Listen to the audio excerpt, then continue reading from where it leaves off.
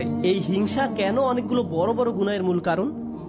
আমাদের জানা মতে রেকর্ড করা ইতিহাসে আল্লাহর বিরুদ্ধে সর্বপ্রথম যে বিদ্রোহ করা হয় তা হলো ইবলিস শয়তানের বিদ্রোহ। আর এই বিদ্রোহের মূল কারণ ছিল হিংসা। সে কেন এত মনোযোগ পাচ্ছে? তাকে তো জাস্ট মাটি দিয়ে তৈরি করা হয়েছে। এভাবেই অবাধ্যতার শুরু। মানুষ পৃথিবীতে আসার পর সর্বপ্রথম যে পাপটি সংঘটিত হয় তা হলো কাবিল কর্তৃক তার ভাই হাবিলের হত্যা। সেটাও ছিল হিংসার কারণে। এই হিংসা এতটাই জঘন্য আর কদাকার হতে পারে যে আপনি যদি ইয়াকুব আলাইহিসসালামের মতো একজন মহান নবীর সন্তানও হয়ে থাকেন, আর আপনার ভাইও যদি হয়ে থাকেন একজন অসাধারণ ছেলে, যে কিনা এখনো নবী না হলেও তার মাঝে নবীর বৈশিষ্ট্য বিদ্যমান রয়েছে, এই হিংসা আপনাকে এতটাই নিয়ন্ত্রণহীন করে দিতে পারে যে আপনি তাকে হত্যা করতে উদ্যত হতে পারেন। আমি যা বোঝাতে চাচ্ছি তা হলো হিংসা এবং ঈর্ষাকে ছোট করে দেখা উচিত নয়।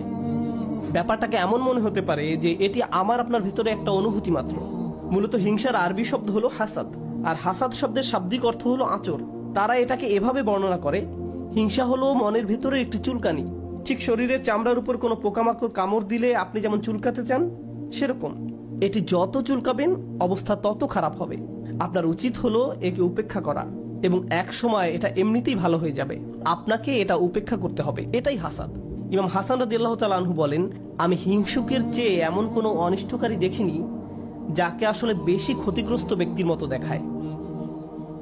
সাধারণত কেউ ক্ষতি করলে অন্য একজন তার এই ক্ষতির কারণে ক্ষতিগ্রস্ত হয়, কিন্তু হিংসার ক্ষেত্রে ক্ষতিকারী নিজেই নিজের ক্ষতি করে। সে হিংসা করছে, কিন্তু এই হিংসার কারণে নিজেই নিজের অনিষ্টের শিকার হচ্ছে। আর এ কারণে সূরা ফালাকে হিংসুকের হিংসা থেকে আমরা আল্লাহর নিকট আশ্রয় প্রার্থনা করি।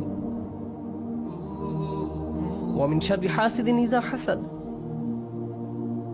হিংসুকের অনিষ্ট থেকে যখন সে হিংসা করে, ঠিক সেই মুহূর্তে যখন সে হিংসা করে, এটা খুবই গুরুত্বপূর্ণ একটা ব্যাপার।